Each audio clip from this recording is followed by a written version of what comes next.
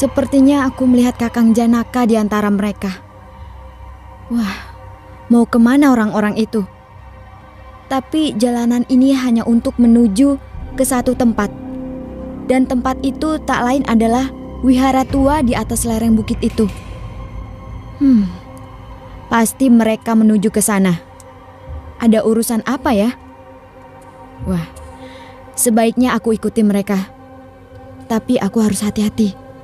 Dan kalau Kakang Janaka mengalami kesulitan dengan orang-orang itu, aku harus menolongnya. Gandu, bocah laki-laki berkepala gundul itu, selanjutnya berlari-lari kecil mendaki jalanan berbatu. Matanya berbinar-binar. Dalam keadaan seperti itu, wajahnya bertambah lucu. Jauh di belakang sana, sebagai latar belakang, tampak bangunan atau kuil tempat memuja Batari Durga berdiri dengan angkuhnya. Berdiri dalam sapuan kabut pegunungan yang dingin. Matahari tersembul di punggung sebuah bukit. Perlahan-lahan naik dan hari pun mulai terang.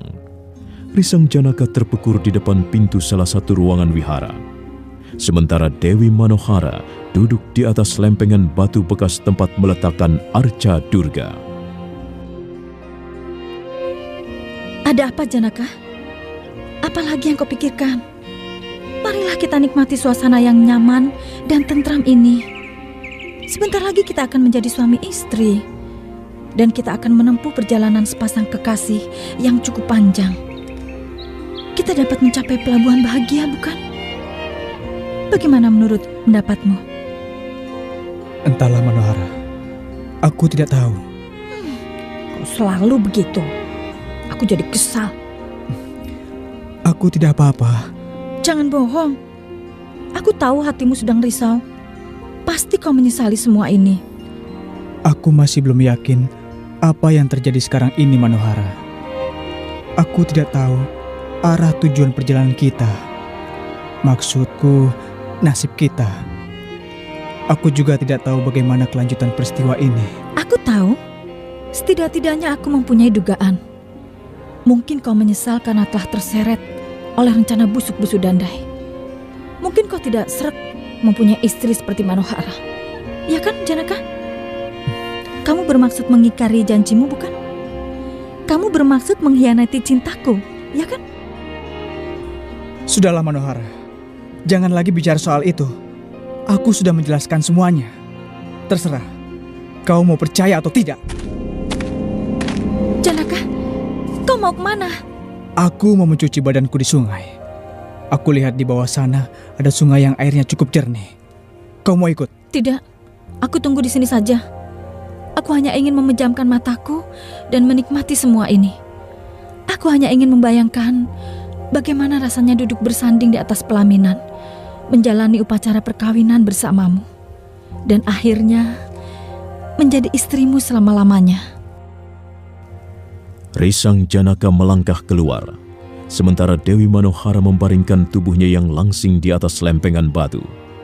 Sambil memejamkan matanya, mulutnya menyungging senyuman. Senyuman penuh perasaan nikmat serta bahagia. Sementara itu di ruangan depan wihara, tampak Busu Dandai dan yang lain sedang berbincang-bincang. Apakah tempat ini memenuhi persyaratan untuk upacara pernikahan? Memang harus dibenahi lagi, Bu Sumaya. Dibenahi dan dibersihkan. Dan patung-patung yang sudah rusak itu sebaiknya disingkirkan saja. Aku sudah memerintahkan pada prajurit-prajurit untuk mengerjakan semuanya. Pokoknya, menjelang tengah hari nanti, tempat ini sudah harus rapi dan siap untuk menjalankan upacara. Halaman puri juga harus disapu bersih. Maaf, Busu Dandai. Di mana Risang Janaka dan Manohara? Di belakang, Tuan Putri. Mereka kami tempatkan di ruangan khusus. Jangan sampai mereka kabur.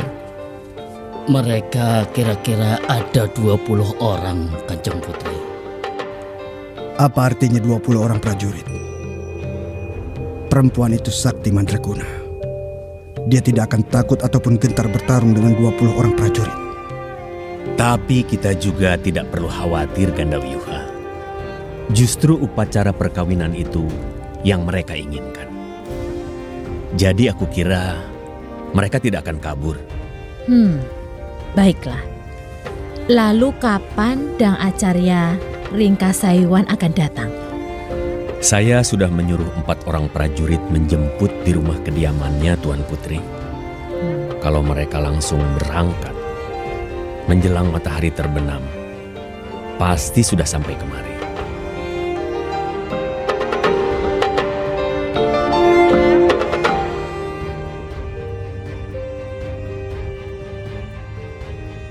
Lukamu akan segera sembuh. Sekarang sudah mulai kering. Saya berhutang budi pada Tuan Gunadarma. Lupakan saja. Oh ya, bagaimana rasanya sekarang? Setelah Tuan memboreh dengan ramuan daun-daunan, rasanya tidak terlalu nyeri lagi. Dan saya tidak merasa kedinginan. Tapi kau belum boleh banyak bergerak. Harus istirahat barang 2 atau 3 hari. Tapi Tuan harus segera melapor ke istana. Ya, aku bisa melakukannya sendirian. Untuk sementara, kau di sini dulu. Aku tidak akan pergi lama. Aku akan segera kembali. Saya masih mengkhawatirkan nasib Manohara. Tenang saja. Setelah lukamu benar-benar sembuh, kita akan berusaha menemukannya. Pasti, Busu Dandai sudah memindahkannya ke tempat lain. Saya mencium rencana busuk. Mereka bermaksud mengawinkan Manohara dengan laki-laki tampan yang bernama Risang Janaka. Bukankah perkawinan sesuatu yang wajar?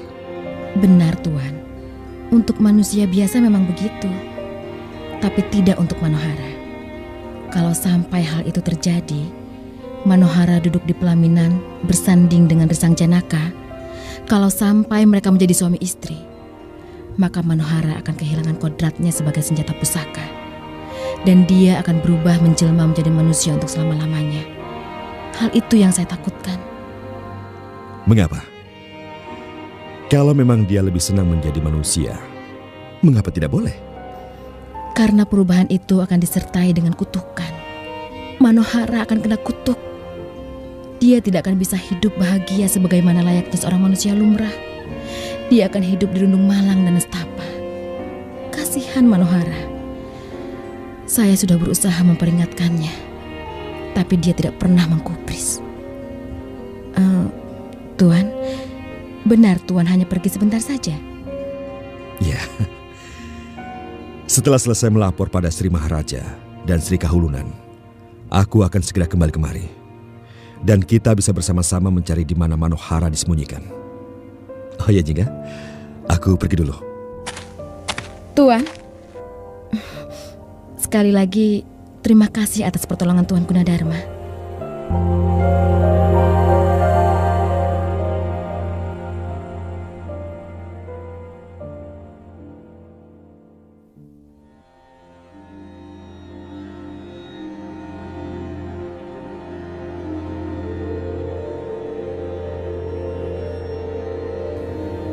Cahaya matahari pagi yang naik semakin tinggi, menyepuh pohon-pohon dan permukaan sungai hingga berkelap indah. Warnanya keperak-perakan.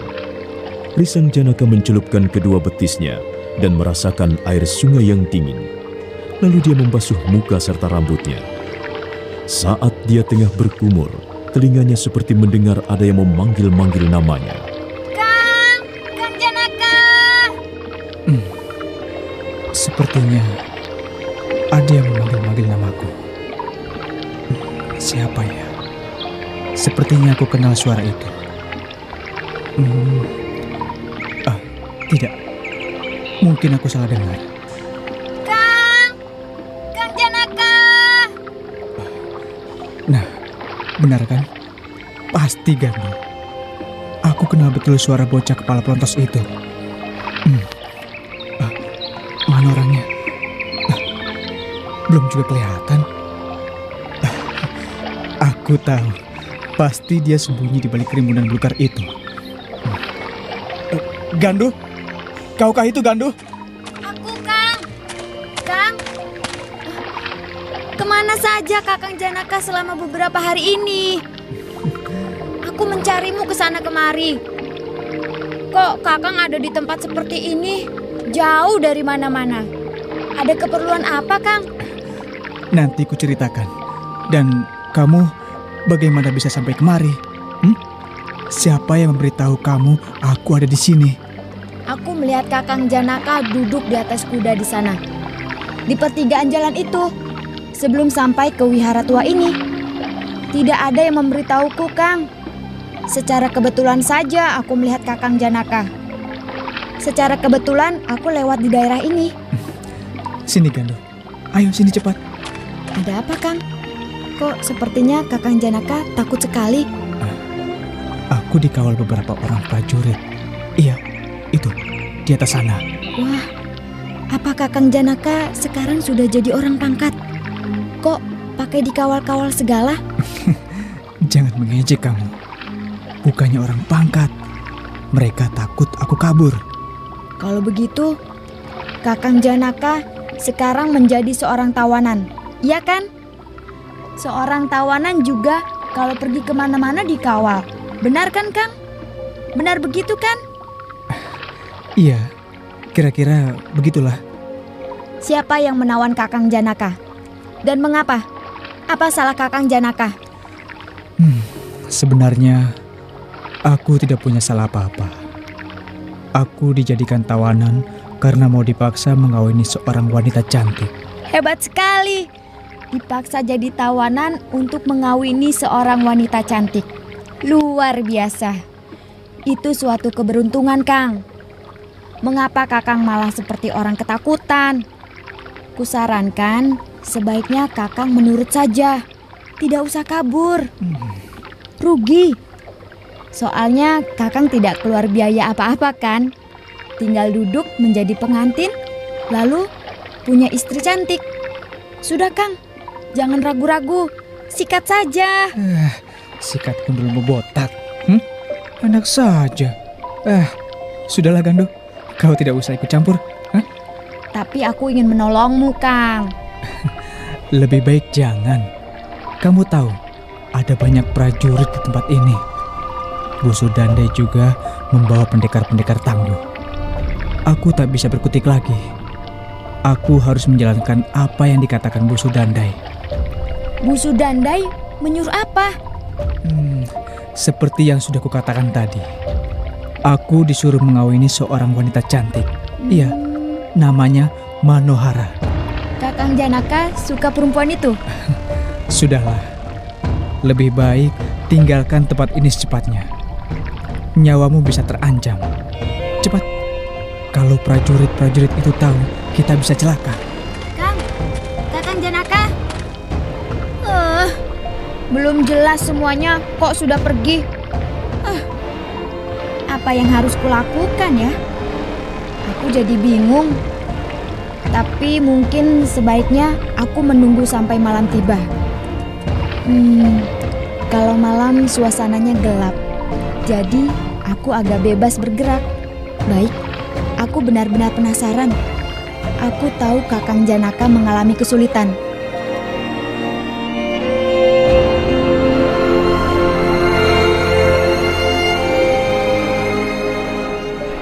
Gunadarma sudah tiba di Istana Mataram. Bahkan dia sudah menghadap Sri Maharaja dan Sri Kahulunan untuk melapor perihal Cundrik Mataram. Sri Maharaja kelihatan sangat gusar.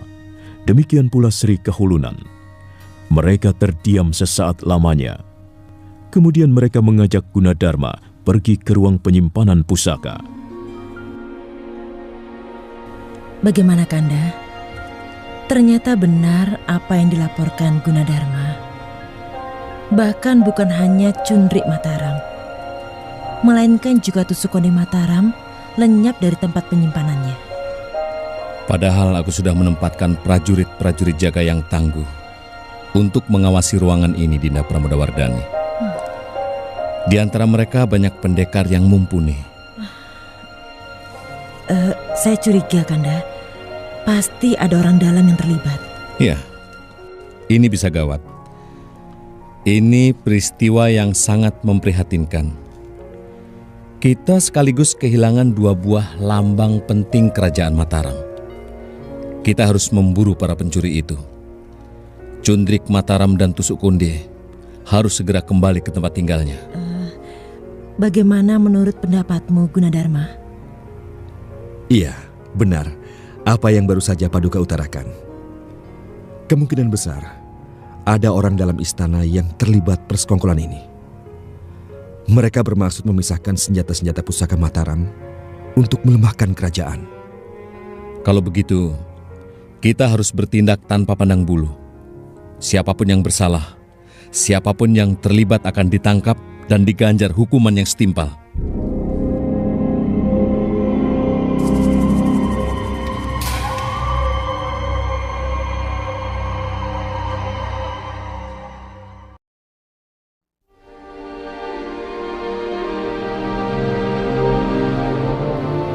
Suasana keprihatinan menyelimuti singgasana Mataram.